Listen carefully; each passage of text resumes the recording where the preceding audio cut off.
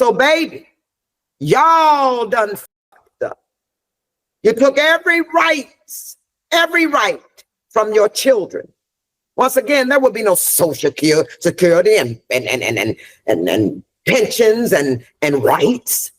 This thing has said you will never have to vote again. This thing now. He's going to be in charge of the military. We have up. End of story.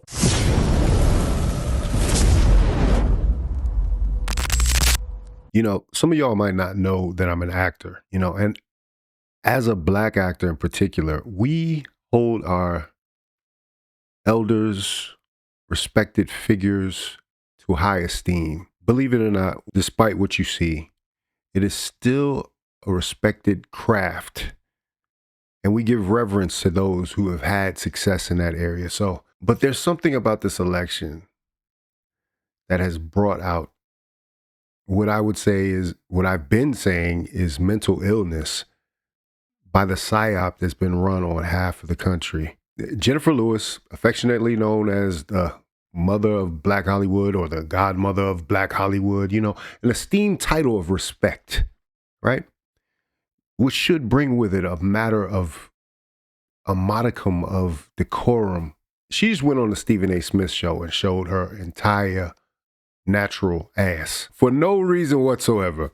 I'm telling you, there needs to be a group. There needs to be some kind of therapy. I think Kamala was alluding to this in her drunken speech, that she was saying, hey guys, we need to calm this down. You know, you shouldn't feel broken about this. But some people, I guess, just haven't got the memo. What about what they've said in terms of Black, particularly Black men and Latinos, supported him more than they have in the past? Why do you think that is? And what do you have to say to Black men and Latinos who were not in favor of supporting Kamala Harris? Oh, honey. Oh, honey. When your favorite niece and your 13-year-old daughter is raped by your alcoholic brother. Come on. Come on. Really? That's what she led off with. I'm going to let her cook. I'm going to let her get through. When your favorite niece and your 13-year-old daughter is raped by your alcoholic brother or the next door neighbor, and she tries to abort that baby inside of her from a, you're going to regret that. They want to keep women in their place. It's so disgusting. I can't even put words to them voting for her. They didn't vote for her, didn't vote because she was a woman. They didn't care that she was smart and powerful, educated, beautiful, kind, joyful, fearless. She would have taken care of this country. She would have protected the people. She would have surrounded herself with great minds. But keeping women in their place was more important to them.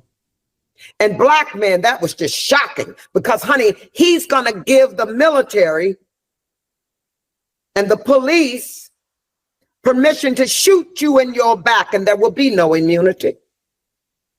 So, baby, y'all done fucked up. You took every right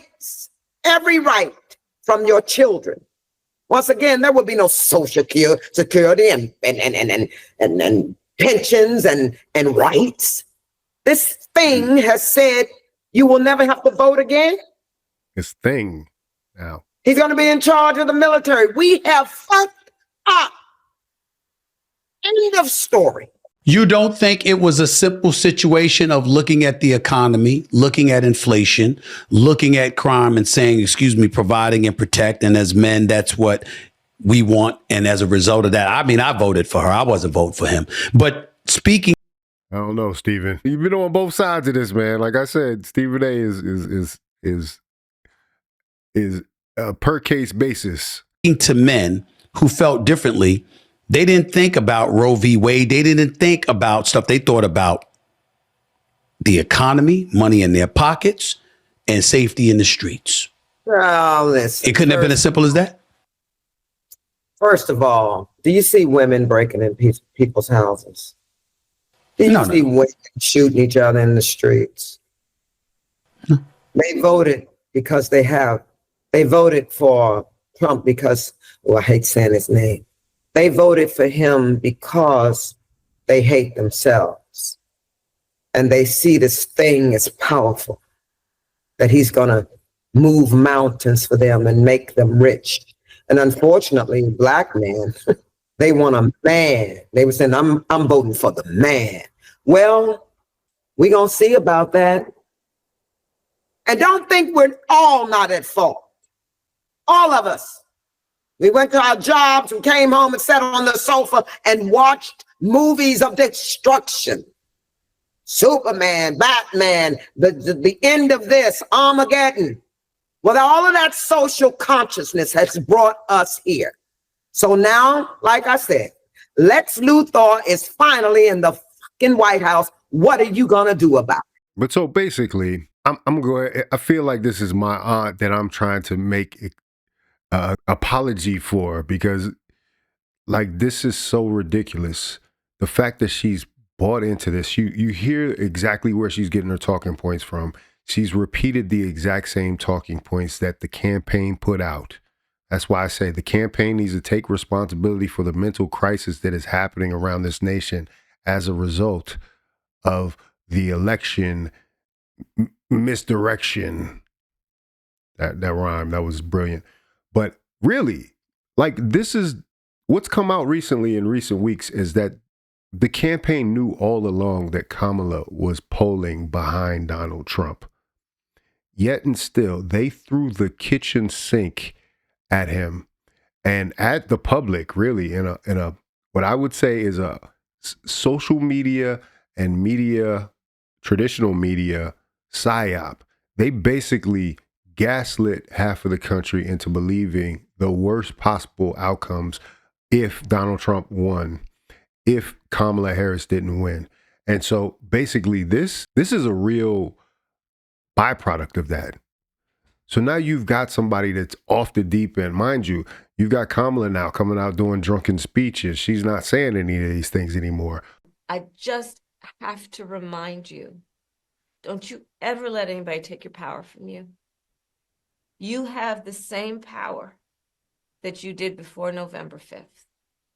And you have the same purpose that you did. And you have the same ability to engage and inspire. So don't ever let anybody or any circumstance take your power from you. All the people that were close into the middle of the circle, even Charlemagne, realized you guys aren't saying what you were saying about him being a fascist in the last weeks up to this. Why is there such a turn on what has been said? And see, this, I'm going to be honest, like I said, with my history as an actor, I know a little bit about the inside. A lot of these people are not all the way there. A lot of these people are checked into facilities in between projects. Let's just say that. You know, I was diagnosed with bipolar disorder many years ago when I was 33. I'm 67 now. And I went and took care of myself. And that's mostly what I'm proud of. And that's why I'm able to enjoy the fruits of my labor. I didn't read her book, but I heard some people say that she had some very traumatic experiences throughout her time in this industry. She's a very talented actress, very talented singer. You know, she's been around forever and she's earned her place. But here's the problem.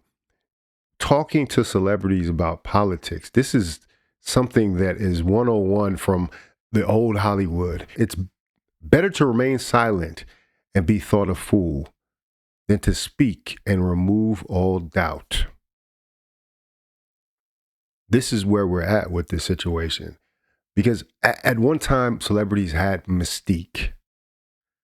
They had the lack of them being out in the public actually gave you a chance to interpret what they are. This, for Jennifer Lewis, it would be this grand, regal black woman who's respected and talented, like a opera diva or something. But now, since the advent of the internet and social media, we've removed all doubt.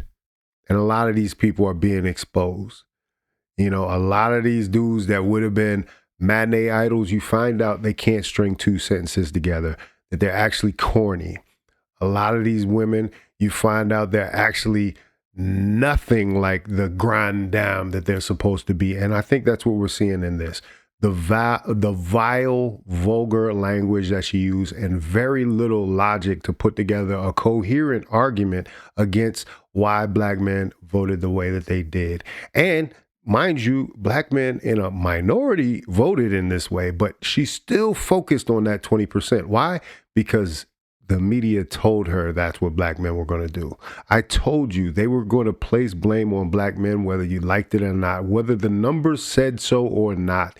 They were priming us for this moment so that they could always have a fall guy. But this goes way back into black history because they always had black men set up as fall guys. They always had black men to punch down on. What is she talking about? She said women aren't breaking into houses. Well, they really are some women that are breaking into houses. That is another stereotype that has been set on black men's shoulders, that they're criminal, that their behaviors. You hear the language that she's using. She's talking about graping and all this other imagery about uncle or your favorite brother or whatever the hell she said.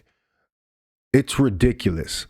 And I want to say I'm not only apologizing for her, I'm ashamed the fact that she's out here saying these type of things, that she had a platform of this magnitude and decided to be this negative for no reason other than she didn't get her way in the election.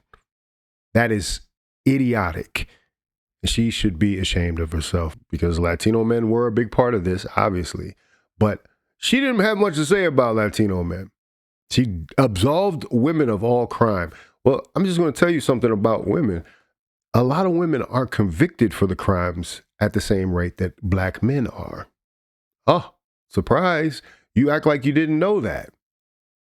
For some reason, and this is what our elders think about us. So instead of being angry at a elder, a figure in Hollywood, we should really feel sorry for her because she has been misled by CNN and MSNBC and the Harris campaign to believe, and the Democratic Party for that matter, to believe all these things.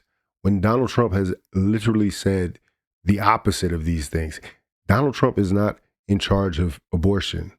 It's gone to the states. That's settled. The Supreme Court settled that. So why then are you putting this on black men and bringing up this imagery? You know, it's a shame. It's a crying shame, but this is who we have leading us. And this is why the community is in the shambles that it's in, because you've got this archetype of the mean black mother or the mean auntie talking about their men like that. Black men are not respected in their own community. And that's a crying shame. And you would think that a woman outside of this could come through and say something positive, but this is what gets clicks and views. And if one thing you can tell by that performance is that she is looking for attention. Poor thing. Maybe we should pray for her. Anyway, let me know what you think about it in the comments. If you like this video, like, comment, subscribe. Hit the bell notification for all uploads.